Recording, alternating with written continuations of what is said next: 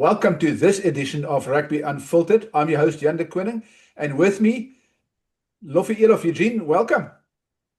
Hi, Jan. Thank you very much. And we are privileged to have a guest here with us today, and a very good friend of mine, and Wynand Moorman, who's also a very well qualified rugby coach. And I had the privilege of meeting Wynand in my early years at the Lions.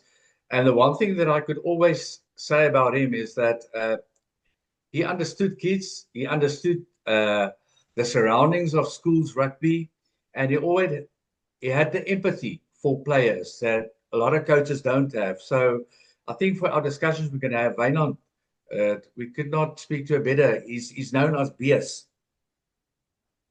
No, thank you very much, Lofi. It's a privilege to be on the program as well. And thank you for the kind words. But if you love rugby, it's in your blood, it's in your veins. But I've learned a lot from you as well. They're working with you at the Lions Rugby Union. Also as under-19 coach there at RU. You were quite a mentor for me as well. And while I was coaching as well, I learned a lot from you. Thank you very much. Wynand, just for clarity, I mean, most people will know you, but for those two or three guys that don't know you, you're obviously at Monash, and you've also got a very esteemed Springbok with you. That's the head of rugby at Monash, Jannie du Plessis. That's correct, yeah. I'm part of recruitment and marketing of Monash Rugby at Monash. It's my second stint. So from 2019 up till now, and then after I worked at the Lions, 2010 and 2012, I was the head of rugby at Monash, and then I went to Walvis Bay. And then, yeah, my life turned around in Pretoria. I'm back at Monash, where I'm very, very happy. Wynand, Lofi, I think we all know that there's a great commotion out there around an incident this past weekend between Menlo Park and E.G. Jansen. And there's on our channel, there's extensive videos of the incident of fighting. But I think, Lofi, you've been involved and Wynand been involved in schools rugby. And while this is a big event and it needs to be discussed, is this as common as it sounds? Is there a problem in South African rugby that we're going over the top with our schools rugby? Yeah, I think Wynand is the right guy to answer that. I think there's a perception that things are going pear-shaped at rugby. It is so. There are incidents that happen, and it seems that certain of these incidents happen at certain schools. But there's much more. It's not just the fight that we've seen. There's a lot more behind the scenes, which I will elaborate on later. But I think Wynand is the right guy, being in the system now, that can tell us about the pressures at the schools and so on. Professional. I think that schools rugby also turn professional, and the competition to get the best players. Have a look at the primary school screening. How many scouts are there from the different schools? So to win at all costs is very, very important for a lot of the schools. I think that pressure amounts to a lot of pressure on the parents as well, and to produce and to win. You know, with the professional rugby players also coming into the rugby schools as coaches. It's also something different than in the past, you know. So, yeah, the pressure is building. Parents are flippant. They want to win at all costs. And also the buying of players from the different schools, you know, that's also part of the system. Wynand, I want to ask you, I mean, we all know Monument's one of the top schools in the country. I mean, do you guys have incidents like this, and we know what happened? So I think just for context, there was an old boys gazebo right on the dead ball line, right behind the E.G. Jansen post. Now, to me, that doesn't seem normal. What is guys sitting on the dead ball line behind the visiting school's post? I mean, is that normal behavior at schools? Should that not be one of the things we should look at? At Monash, Jan, we've got a clubhouse where the old boys are sitting. There's no one allowed behind the post, only spectators. They can't come as a group and shout at the players or when they're behind the posts. So I think also it's a management of the parents and the spectators during rugby matches, especially when it's a big derby or a North SDC Cup. So it must not be allowed no, the guys, maybe some of them went and have a couple of beers and came back and stood there just before the first team. So that will lead to confrontation. And it's emotional if you stand behind the poles and they score a try against you and you try to concentrate and the people shout at you and make remarks and so on. Yeah, no, pressure is immense there. So I don't think it's the right place for any spectator. That's why they must sit on the pavilion and watch the rugby from there. Yeah, and I think we can all admit, Loffie as well, testosterone and alcohol doesn't mix. That's a good recipe for disaster. No, no, the liquor and the passion of the spectators doesn't go along. So just one of those things that I think that the schools and the management of the schools must be very, very strict on that, demarcation areas where the different schools must sit and the parents must sit and, loudspeakers to say exactly what's happening and so on. But yeah, no, it is also parents, as I said, that is putting the pressure on the boys. Yeah. Jan, if I have it right, though, there are some schools that don't allow any alcohol on the premises because of these sort of incidents that happened. And I think you've basically summed it up so well. A lot of emotions. It's a build-up. There's a derby. It's a year-long emotional build-up. And at this stage, there's a lot of accusations being made, both sides. This one did that, that one did that. No one will ever know. But that's a pressure, then emotions, and then the pressure to win. And that's what Wynand also said. It becomes a massive thing. And the disappointment, if things don't go your way, if you're not happy with the ref, you're not happy with decisions. And even here at our derby we had this week, and we can talk about it later, the children were making remarks from the side as part of the game. But parents getting involved, well, then, of course, alcohol is a no-no. And that's usually when you lose some of your inhibitions, when your emotions take over. And you need one small incident to spark it. You know how it is. It's if the one dog goes, the rest follows, and then there's chaos. And unfortunately, those incidents on social media has given rugby at schools level, that's for rugby, a bad taste in the mouth. But Jan, it's an isolated incident. So one should not. Yes. We should look at it holistically and objectively. That's what I'm going to ask. And I know there are, like you said, Loffie, there are isolated incidents like this. And this one's probably obviously catching a lot of flack and it's big in the media because of what happened in social media. But generally, Wynand, schools derbies, I mean, Monash played against the top schools in the country, and there is rivalry and there is probably chirping, but how often does it really spill over that you know of or that you've experienced that has really spill over into a mass brawl like this? No, that's for the first time, but I know the management and the coaches of EG Jansen and also from Menlo Park, and they are proper rugby coaches and the headmasters of both the schools and the governing bodies. So I think that when you're playing at EG Jansen or you play at Menlo Park, they will have all the rules and regulations in order. But once again, there is passion, but rugby is just building your character, and that type of thing. But liquor does cause a lot of problems. But this will also be an example for the whole country to say, listen, when we are playing a big derby, keep the emotions low, not to win at all costs, and that's the most important thing. But also to say, listen, if we lose with honor, and that type of thing. But also in the school's rugby program, I think that the head of rugby must run those things through the pupils as well. And also have a parents' evening to say, this is the way that we behave.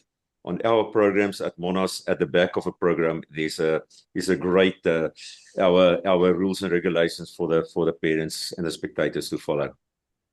Yeah. Jan, maybe I can come in here, and Wynand actually reminded me, said a very important thing. A few years ago, I wrote a code of conduct for a school here in the Western Cape, and they had problems with parents. but what they didn't do, they didn't give the parents a platform where they could also voice what they would like or not like and so on. And that's why you need to open up that forum and then within that, decide how you're going to manage it. So what I wrote, because this is pretty wild, the school, and I cannot name the school, it was not in Paul, by the way, what the parents did, they would run on the field, they would assault the referee, and it was really wild. And I wrote the conduct so that if they were slurring and swearing from the side, which was a misconduct, they would have to pay R100 fine, which was a lot of money at that time. And it goes into a kitty of the team, and at the end of the year, they have a braai. If it was serious matter, he would get a red card, which is R500. If it was really like assault or fighting, he would be banned for 3 matches. And within a year and a season, it became a joke. So the moment, everybody bought into that. And that's all. And then you have to, it's easy to have the rules, but sometimes to execute and manage these rules. I mean, if there's 5, 6 guys coming in intoxicated, you're not going to stop them. The security's not going to stop them. They've already made up their mind what they're going to do. But again, I'm glad also Wynand made the remark about the coaches and the headmasters, because I know them personally as well. They are good people. They cannot stand up. And if you go look at both schools, they're not saying they were right or wrong. They said they're waiting for the investigation to finish. So let's not just crack down. And look, Iggy Jansen, if you go play there, Wynand will tell you, it's tough. Those boys are as hard as can be, and it's a physical game.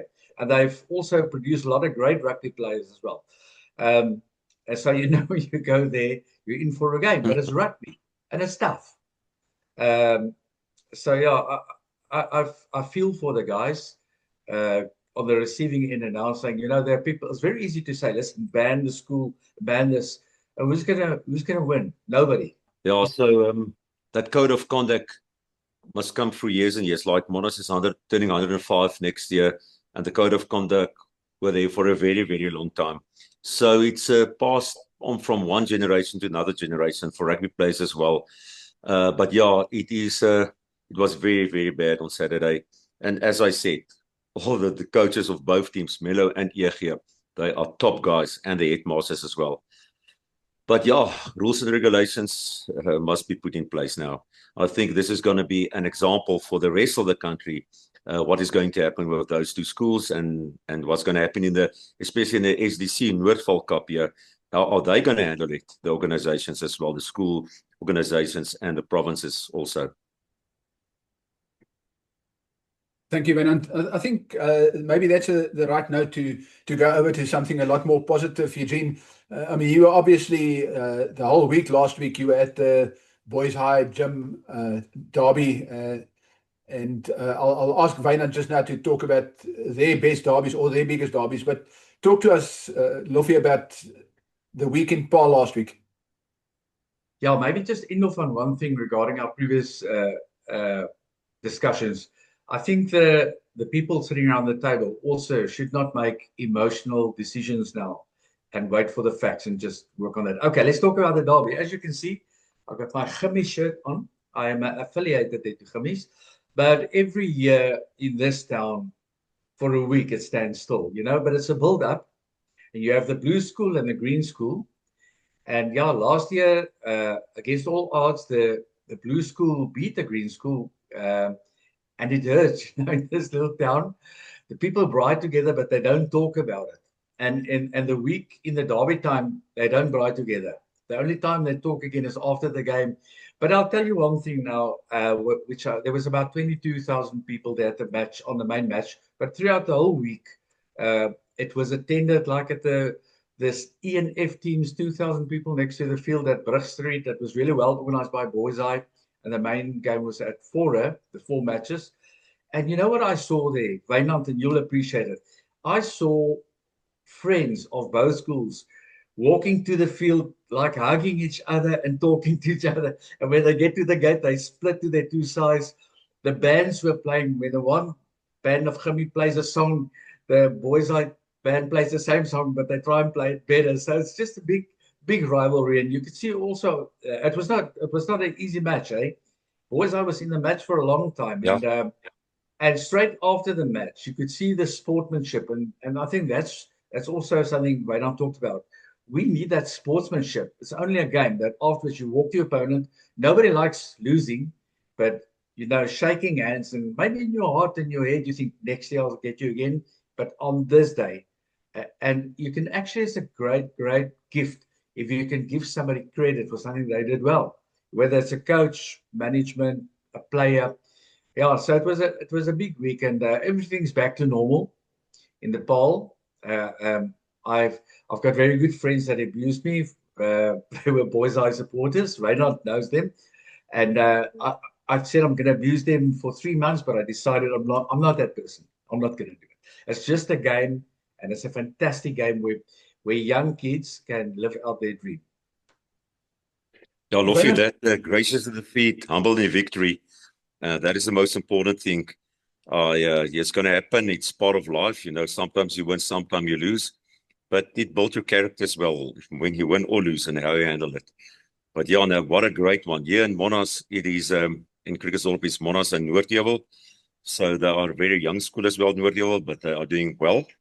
I think they are close to 60 years and we're 105. But if we play against each other, we are like the Paarl derby is an example for us. Also, we're doing with all the sporting codes now for the first time. But yeah, 12,000 people to 10,000 people turned up. And yeah, it's also cutting down that animosity between the schools, and it's all about recruitment as well. But afterwards, great social together and, no fighting and respect for each other, man. I think that's the most important thing. It's respect for each other's culture, school, and so forth. But I want to ask you, I mean, it's another part of a discussion we've had. Now, we enjoy these derbies. You guys got the in Gauteng and Paarl, they got, and this week again, we've got a little Paarl derby, playing Nederburg and New Orleans, Yeah. two schools, and they also draw 10,000 spectators. Massive, yeah. Yeah, so schools rugby in South Africa in general, and you mentioned right at the outset, it's become professional. But is it a good thing? Is our schools rugby on the right track, or have we taken, or are we taking it a bit too far? Should we put the brakes on, or are we on the right track and as a breeding ground for the national team? As a breeding ground for a national team, I think that the derbies are excellent. Competition in the northern part of the country, the Noordval Cup, it's exactly the same as the World Cup. So you can't lose and you must fight for it. And the whole school participates from the A to the C team. But that is part of to get used to play in the World Cup, I think, if you play for a competition. But, with Rossi on top and the Springboks in such a way, it must be, I don't know, we must be the strongest rugby nation now currently, from primary school right up, all different to all populations in South Africa.